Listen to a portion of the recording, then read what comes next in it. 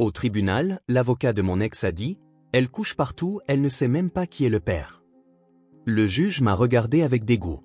Puis ma fille de 8 ans s'est levée et a dit « Maman, dois-je dire au juge ce que papa m'a fait supprimer de son téléphone hier soir ?» Avant de commencer l'histoire, n'oubliez pas de laisser un like et de vous abonner à la chaîne pour voir plus d'histoires comme celle-ci. Quand ma fille de 8 ans, Meadow, s'est levée dans cette salle d'audience et a demandé si elle devait dire au juge ce que son père lui avait fait effacer de son téléphone, j'ai vu le visage de mon ex-mari se vider de tout son sang. Son avocat hors de prix, Maître Forum, qui quelques secondes plus tôt était en train de détruire ma réputation avec l'assurance d'un homme qui avait déjà gagné, a soudain eu l'air d'avoir avalé du verre. La salle d'audience était bondée en cette matinée de septembre. Les audiences du tribunal des affaires familiales ne sont généralement pas si fréquentées, mais Garrett s'était assuré que tout le monde soit au courant. Il voulait des témoins de mon humiliation. Il avait invité ses partenaires commerciaux, ses amis du golf, et même certains parents de l'école de Meadow.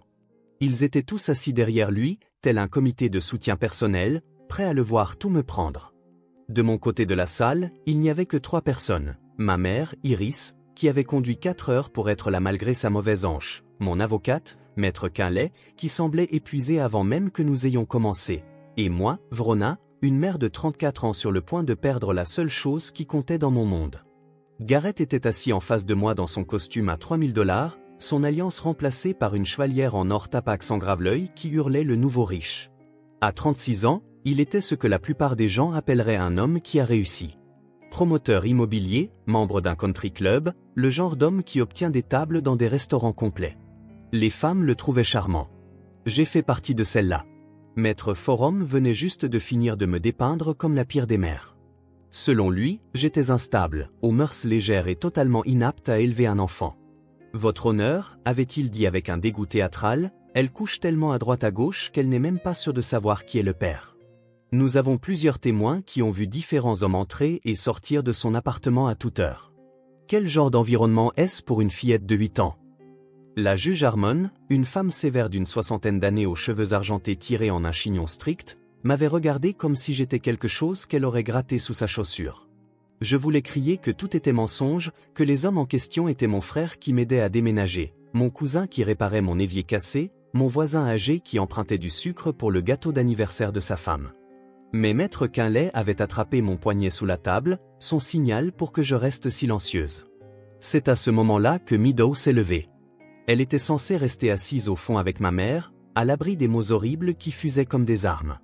Mais ma petite fille, si menue, vêtue de la robe violette qu'elle avait choisie elle-même ce matin-là, s'est levée avec plus de courage que n'importe qui d'autre dans cette pièce. « Maman, est-ce que je dois dire au juge ce que papa m'a fait effacer de son téléphone hier soir ?»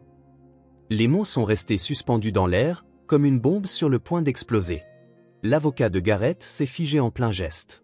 Les doigts de la sténographe judiciaire ont cessé de bouger. Même l'expression de la juge Harmon est passée du dédain à une attention aiguisée. Des exclamations de surprise ont parcouru la section de Garrett. Son partenaire commercial, M. Ashford, a même fait tomber sa tasse de café. Les parents de l'école de Meadow ont commencé à chuchoter frénétiquement. Ce n'était pas le spectacle auquel ils étaient venus assister. Garrett s'est levé si vite que sa chaise a raclé le sol. Elle est confuse, votre honneur. Les enfants disent des choses qu'ils ne comprennent pas. Mon ex-femme l'a évidemment briefé. Mais Meadow ne regardait pas son père. Elle me regardait, ses yeux bruns stables et déterminés.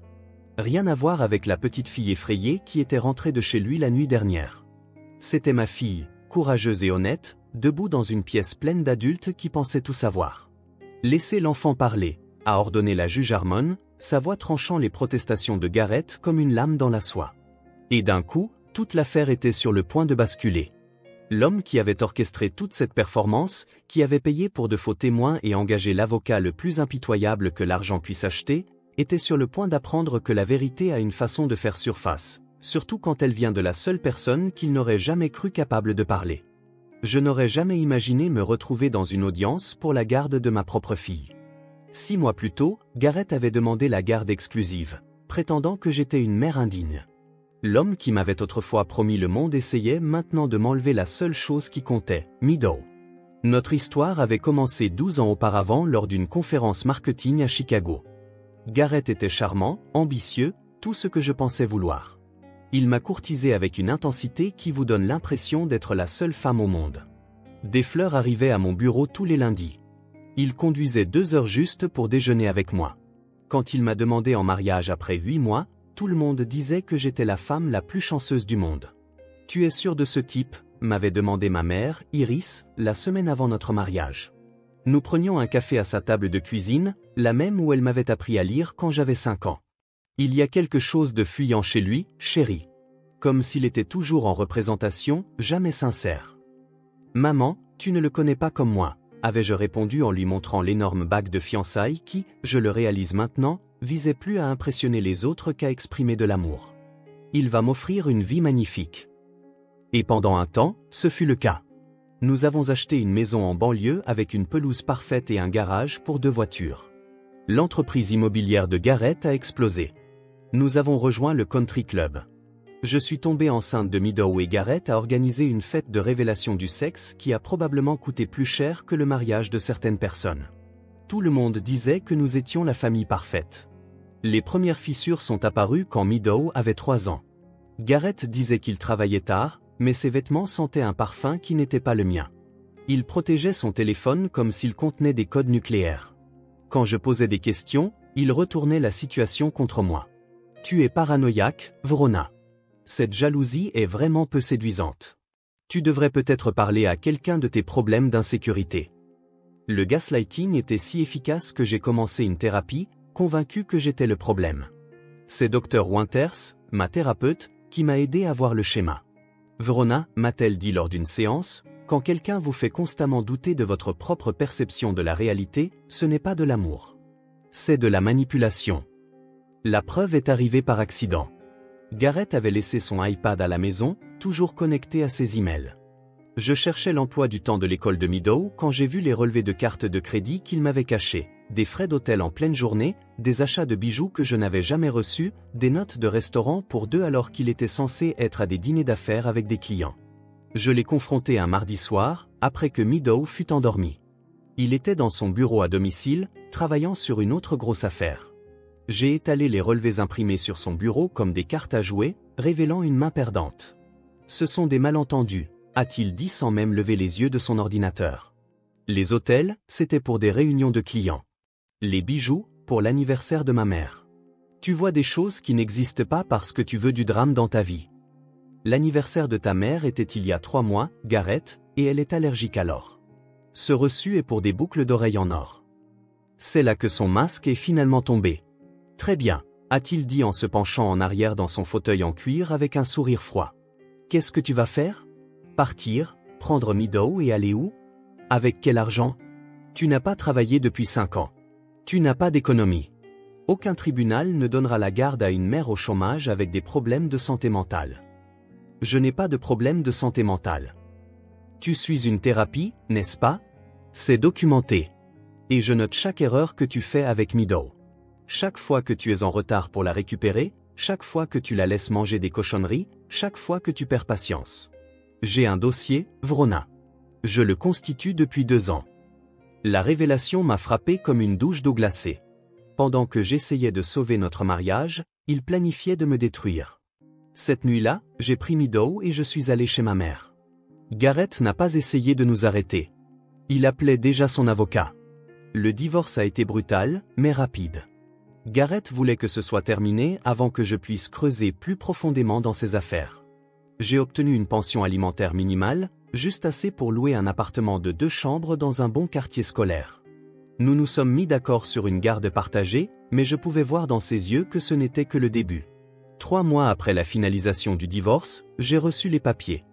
Garrett demandait la garde exclusive, affirmant que j'étais une mère inapte.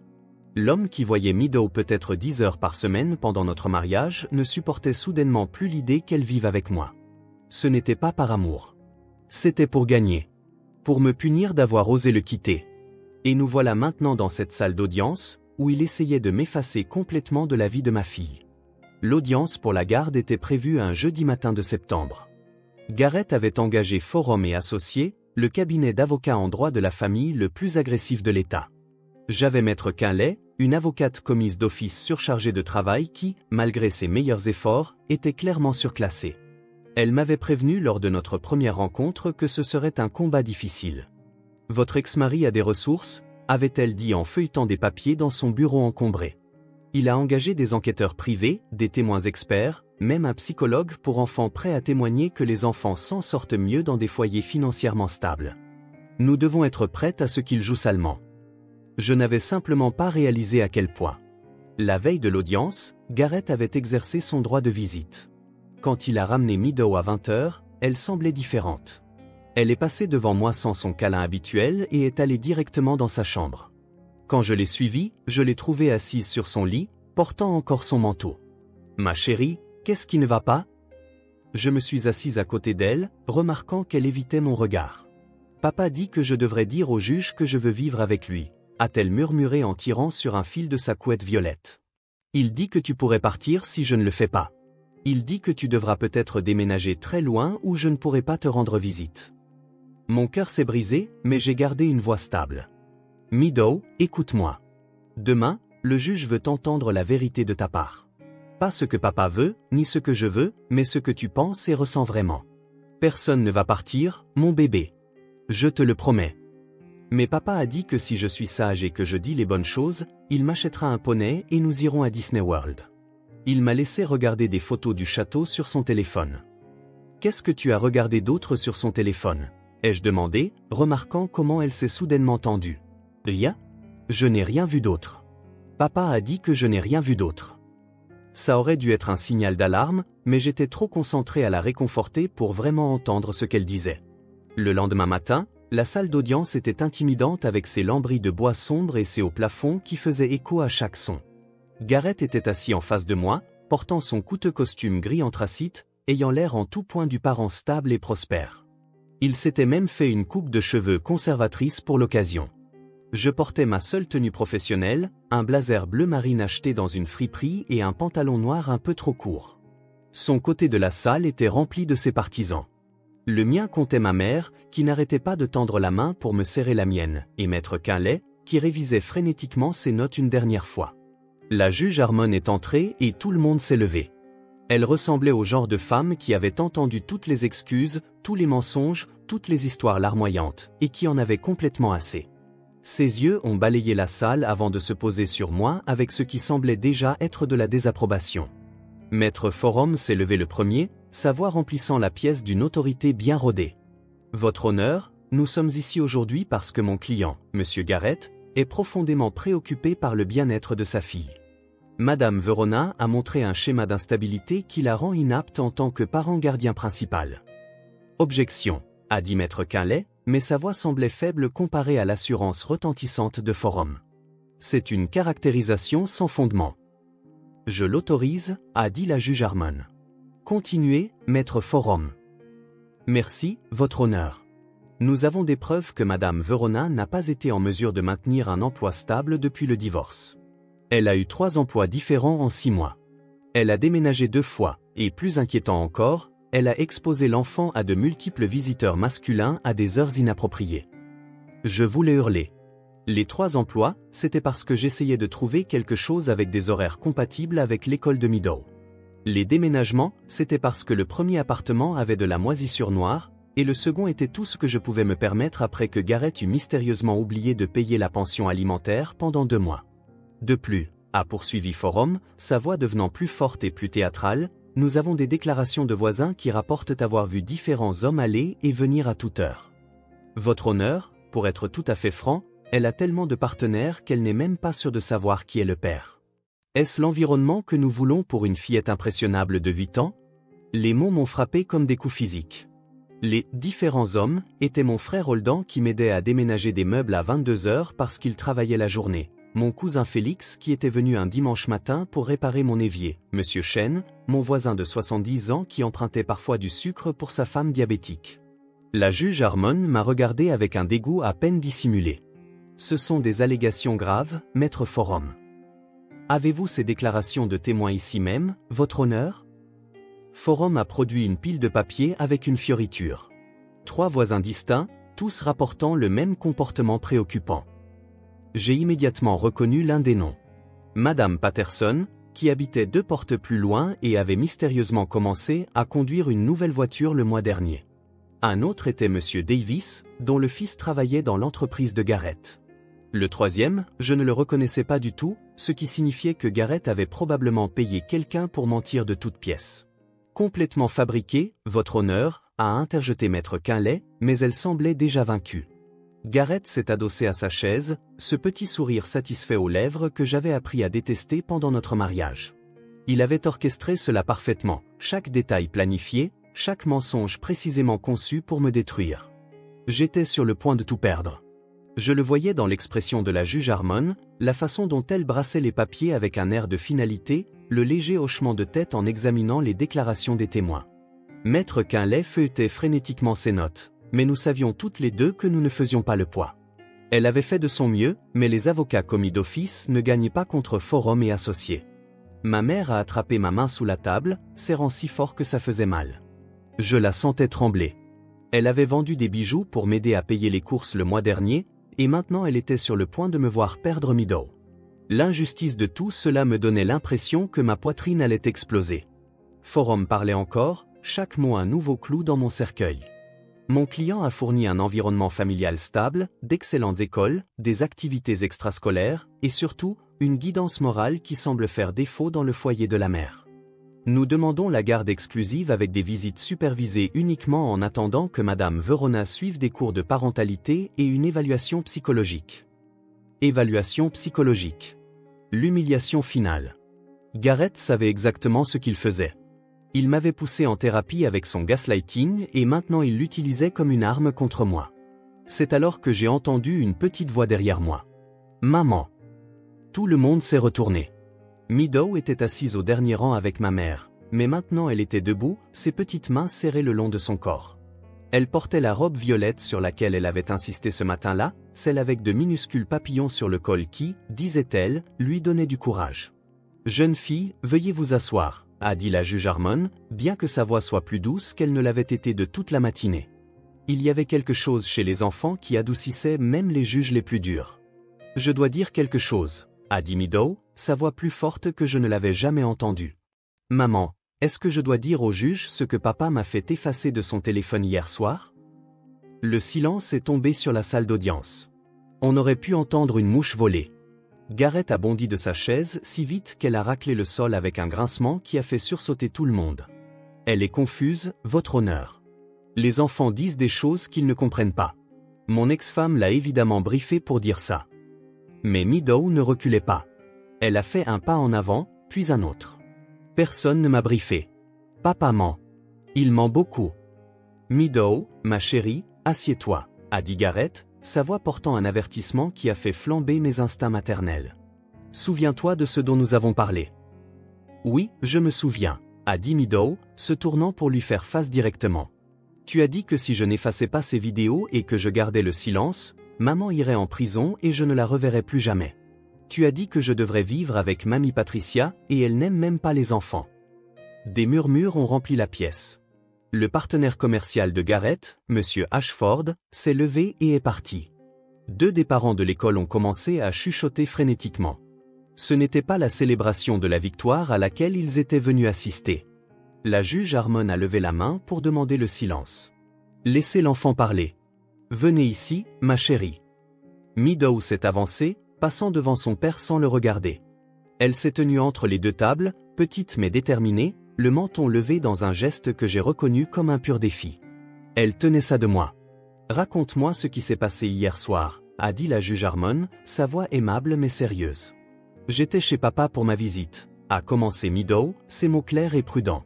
Il est allé prendre une douche et a laissé son téléphone sur la table basse. Il n'arrêtait pas de vibrer avec des messages. J'ai pensé que c'était peut-être maman qui essayait de prendre de mes nouvelles, alors j'ai regardé. Que as-tu vu ? A demandé la juge. Des vidéos. Papa était dedans avec mademoiselle Brinley, sa secrétaire. Celle qui sent toujours trop le parfum et m'appelle ma puce, même si je lui ai dit que je n'aimais pas ça. Il faisait des choses d'adultes, s'embrasser et d'autres trucs que je ne suis pas censé voir. Forum a bondi. Votre honneur, c'est un oui-dire, l'imagination d'un enfant sans preuve. Il y avait d'autres vidéos, a continué Meadow, ignorant l'interruption. Papa avec mademoiselle Jenna de sa salle de sport. Et une autre dame que je ne connais pas avec des cheveux très blonds. Toutes récentes, toutes sur notre canapé. L'ancien canapé de maman, celui qu'elle avait choisi quand ils se sont mariés. J'ai eu la nausée. Ce canapé où j'avais allaité Meadow bébé, où nous avions fait des soirées cinéma en famille, où j'avais cru que nous construisions une vie ensemble. Quand papa est sorti de la douche, il m'a vu avec son téléphone, a continué Meadow. Il s'est d'abord mis très en colère, puis très gentil, ce qui était plus effrayant. Il a dit que je devais tout effacer tout de suite et ne jamais le dire à personne. Il a dit que si j'étais une gentille fille et que je gardais le secret, il m'achèterait un poney et m'emmènerait à Disney World. Mais si je le disais à quelqu'un, surtout à maman ou au juge, maman aurait de gros problèmes et devrait partir pour toujours. As-tu effacé les vidéos ? A demandé la juge Harmon. Il m'a forcé à le faire pendant qu'il regardait. Mais je me suis souvenu de quelque chose que maman m'a appris sur les ordinateurs. Rien n'est jamais vraiment effacé pour toujours. Tu m'as dit ça quand tu me prévenais d'être prudente en ligne. Tu as dit que même les choses effacées peuvent revenir. Ma fille brillante et courageuse. Je lui avais fait ce discours sur la sécurité sur Internet 6 mois plus tôt, sans jamais imaginer que cela aurait de l'importance dans une audience pour la garde. Monsieur Garrett, a dit froidement la juge Harmon, avez-vous toujours ce téléphone ? Le visage de Garrett était passé du rouge au blanc, puis au gris. Je souhaite parler à mon avocat en privé, votre honneur. Vous répondrez à la question. Avez-vous le téléphone ? J'ai le téléphone, a admis Garrett, sa voix à peine plus qu'un murmure. Ses mains tremblaient alors qu'il fouillait dans la poche de son costume. Le promoteur immobilier confiant qui était entré ici comme s'il possédait l'endroit s'effondrait sous nos yeux. Huissier, veuillez confisquer le téléphone de monsieur Garrett comme preuve, a ordonné la juge Harmon. Faites venir notre analyste technique immédiatement. Même les fichiers supprimés peuvent être récupérés avec les bons outils.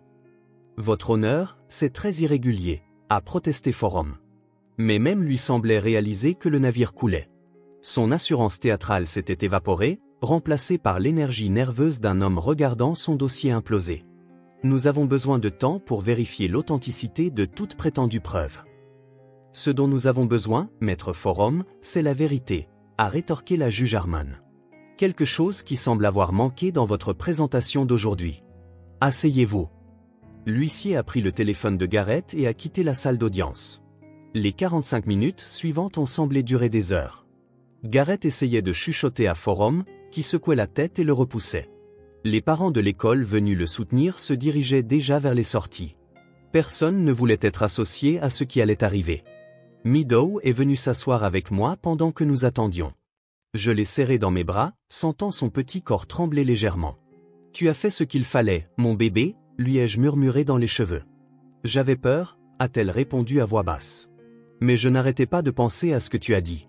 Que la vérité est toujours meilleure que le mensonge, même quand c'est difficile. » Ma mère s'est penchée et a caressé les cheveux de Meadow. « La chose la plus courageuse que j'ai jamais vue, » a-t-elle dit doucement. « Ton grand-père aurait été si fier. Il disait toujours que la vérité a une façon de sortir, généralement quand les menteurs s'y attendent le moins. » L'analyste technique est revenu, une jeune femme avec des lunettes et une tablette à la main. Elle a chuchoté quelque chose à la juge Harmon, dont l'expression s'est encore assombrie. La juge a examiné la tablette pendant plusieurs longues minutes, son visage passant par le dégoût, la colère et enfin une fureur froide. « Je vais maintenant entendre l'analyste », a annoncé la juge Harmon. L'analyste a pris place à la barre des témoins. « Votre honneur, nous avons récupéré plusieurs vidéos supprimées de la semaine dernière, toutes de nature explicite, mettant en scène monsieur Garrett et 3 femmes différentes. Les métadonnées montrent qu'elles ont été supprimées hier soir à 21h47 de la photothèque principale. Pouvez-vous confirmer l'endroit où ces vidéos ont été prises ? Oui, votre honneur. Les données GPS intégrées au fichier montrent qu'elles ont toutes été prises à la résidence de monsieur Garrett. Les horodatages indiquent qu'elles ont été enregistrées à diverses dates au cours des 2 derniers mois. Toutes pendant des périodes où monsieur Garrett avait la garde de l'enfant mineur. Mon estomac s'est noué. Pendant que Meadow était dans la maison, pendant que mon bébé dormait au bout du couloir, son père filmait ses liaisons dans le salon. Mais ce n'est pas tout, votre honneur, a poursuivi l'analyste en balayant sa tablette. Il y a aussi plusieurs messages textes et e-mails entre monsieur Garrett et maître Forum discutant de la stratégie de litige. Je vais en lire un daté d'il y a 3 jours. Nous devons détruire la crédibilité de Verona par tous les moyens nécessaires. Les déclarations des voisins sont arrangées. Assurez-vous de souligner l'angle de la promiscuité. Les juges détestent les mères dissolues. La salle d'audience a éclaté. Maître Quinlay a souri pour la première fois de la journée. Le visage de Forum était passé du blanc au vert. Il y a plus, a dit l'analyste. Des registres de paiement montrant des virements de 5 000 $ à 3 individus dont les noms correspondent aux témoins qui ont fourni des déclarations contre Madame Verona. Les mémos indiquent frais de consultation, mais le moment suggère qu'il s'agissait de paiements pour de faux témoignages. Votre honneur, je dois me récuser, a dit Forum, se levant si vite qu'il a renversé son verre d'eau. Le liquide s'est répandu sur ses papiers, imbibant ses mensonges soigneusement préparés. Vous ne ferez rien de tel, a sèchement répliqué la juge Harmon. Vous resterez assis là pendant que je décide si je dois vous signaler à l'ordre des avocats pour subornation de témoins et complot de fraude envers la cour. Elle s'est tournée vers Garrett, qui semblait sur le point de s'évanouir. Monsieur Garrett, non seulement vous avez commis un parjure, mais vous avez également impliqué votre enfant mineur dans la destruction de preuves, l'avez exposé à du matériel inapproprié et avez tenté de manipuler son témoignage par la corruption et les menaces. Le tribunal juge ces actions répréhensibles et potentiellement criminelles. Votre honneur, a commencé Garrett, mais elle l'a interrompu d'un geste de la main. J'accorde la garde exclusive à Madame Verona immédiatement, avec des visites supervisées uniquement pour vous, en attendant une évaluation psychologique complète et la réussite de cours de parentalité. L'évaluation sera faite par un psychologue nommé par le tribunal, pas un de votre choix. Elle s'est tournée vers moi et son expression s'est considérablement adoucie. Madame Verona, je m'excuse pour l'accueil initial du tribunal face à ces allégations sans fondement. Le dossier reflétera que vous avez été une mère exemplaire dans des circonstances extraordinairement difficiles. Le courage de votre fille aujourd'hui est un témoignage des valeurs que vous lui avez inculquées. Meadow a couru vers moi et je l'ai rattrapée dans mes bras. Toutes les deux en larmes maintenant. Des larmes de joie. Des larmes de soulagement. Des larmes qui ont lavé des mois de peur et d'incertitude. Derrière nous, ma mère s'essuyait les yeux avec un mouchoir, marmonnant quelque chose sur la justice qui se décidait enfin à faire son travail. De plus, a poursuivi la juge Harmon, sa voix s'élevant au-dessus du chaos, Monsieur Garrett, vous paierez tous les frais de justice de Madame Verona, passés et futurs, ainsi que des dommages et intérêts pour diffamation et une augmentation substantielle de la pension alimentaire rétroactive à la date de la séparation. Je renvoie également cette affaire au bureau du procureur pour une enquête criminelle sur la subornation de témoins et la destruction de preuves impliquant un mineur. Ce tribunal ne voit pas d'un bon œil les tentatives d'instrumentaliser le système judiciaire contre des parents innocents, a-t-elle dit en regardant directement Garrett. Et il voit encore moins d'un bon œil ceux qui corrompent des enfants dans leurs machinations. 6 mois se sont écoulés depuis ce jour au tribunal, et nos vies ont complètement changé. Garrett fait face à des accusations criminelles pour falsification de preuves, subornation de témoins et exposition d'un mineur à du matériel explicite. Son entreprise immobilière s'est effondrée lorsque la nouvelle a éclaté. Il s'avère que personne ne veut acheter de maison à un homme qui a essayé de piéger son ex-femme et de manipuler sa fille de 8 ans. Le country club a révoqué son adhésion. Même ses amis du golf ne répondent plus à ses appels. Forum a perdu son autorisation d'exercer. L'enquête de l'ordre des avocats a révélé que ce n'était pas sa première fois à fabriquer des preuves. 3 autres pairs l'avaient engagé pour des campagnes de diffamation similaires contre leurs ex-femmes. Ils bénéficient tous de nouveaux procès maintenant. Maître Quinlay a qualifié cela du plus grand scandale de droit de la famille de l'histoire de notre État. Mais je me fiche de leur chute. Ce qui compte, c'est que Meadow s'épanouit. Elle suit une thérapie avec le docteur Jennifer Reeves, une psychologue pour enfants spécialisée dans les traumatismes liés à la garde. Votre fille a une intelligence émotionnelle remarquable, m'a dit le docteur Reeves la semaine dernière. Elle a compris la différence entre le bien et le mal, même quand une figure d'autorité la pressait. Ce n'est pas seulement courageux, Verona. Cela montre que vous l'avez élevée avec des valeurs inébranlables. La thérapie aide Meadow à digérer ce dont elle a été témoin. Nous n'évitons plus les conversations difficiles. Le mois dernier, elle m'a demandé pourquoi papa avait fait ces choses. Je lui ai dit la vérité en termes adaptés à son âge. Parfois, les adultes font des choix égoïstes qui blessent les autres, et quand ils se font prendre, ils font des choix encore pires pour essayer de se couvrir. Mais pourquoi a-t-il essayé de te faire passer pour une méchante, maman, a-t-elle demandé un soir pendant le dîner. Parce qu'il pensait que s'il me faisait paraître assez méchante, personne ne croirait la vérité sur lui, ai-je expliqué en posant ma fourchette. Ça s'appelle la projection, ma chérie. Quand quelqu'un accuse les autres de faire exactement ce qu'il fait lui-même. Ma mère a emménagé temporairement avec nous pour m'aider pendant que je retournais à l'école. Avec l'indemnisation du procès en diffamation, qui était substantielle compte tenu des preuves d'intention malveillante, je termine mon diplôme en travail social. Je vais en cours la journée pendant que Meadow est à l'école, et maman la récupère l'après-midi.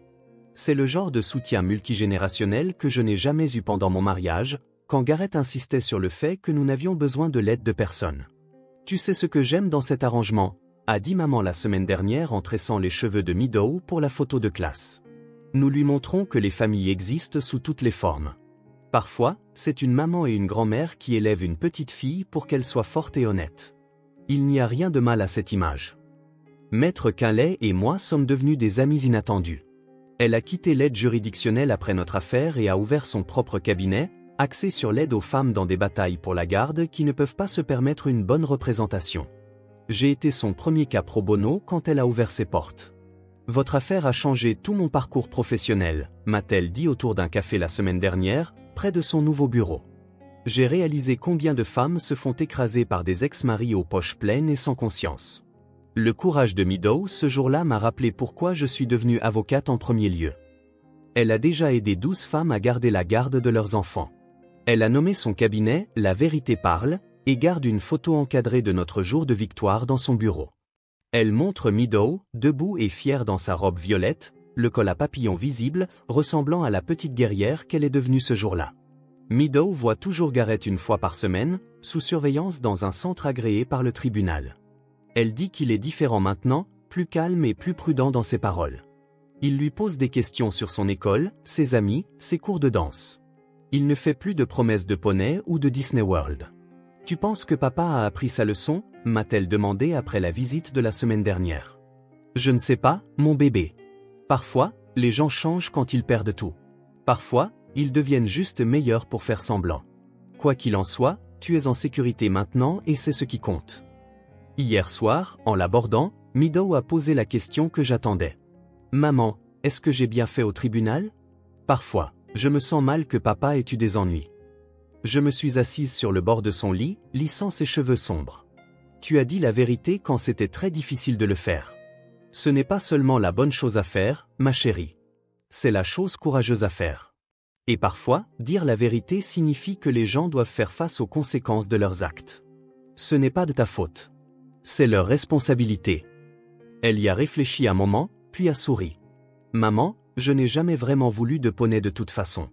C'est beaucoup de travail et notre appartement n'a pas de jardin. » Nous avons ri toutes les deux. Et à ce moment-là, j'ai réalisé que parfois, la vérité la plus puissante vient des plus petites voix. Meadow nous avait sauvés toutes les deux ce jour-là simplement en refusant de garder un secret qui n'était pas le sien. Elle m'a appris que le courage ne consiste pas à être sans peur. C'est de parler même quand des gens puissants veulent que vous restiez silencieux. C'est de choisir la vérité plutôt que les pots de vin, l'intégrité plutôt que les récompenses faciles. Ma fille de 8 ans a tenu tête à son père, à son avocat hors de prix et à une salle pleine d'adultes qui pensaient mieux savoir. Elle a tout changé avec une seule question. Est-ce que je dois le dire au juge ? La réponse sera toujours oui. Dites la vérité. Laissez-la détruire ce qu'elle doit détruire. Laissez-la sauver ce qu'elle doit sauver. Car à la fin, la vérité est la seule chose qui nous libère. Si cette histoire a résonné en vous, si vous avez mené vos propres batailles au tribunal des affaires familiales ou si vous connaissez quelqu'un qui l'a fait, veuillez partager cette vidéo. Votre histoire compte et vous n'êtes pas seul. Aimez cette vidéo si vous croyez au pouvoir de la vérité. Laissez un commentaire avec vos pensées ou vos propres expériences. Et n'oubliez pas de vous abonner à notre chaîne pour plus d'histoires réelles de courage, de justice et de triomphe sur ceux qui essaient de nous faire taire. Ensemble, nous sommes plus forts que n'importe quel mensonge.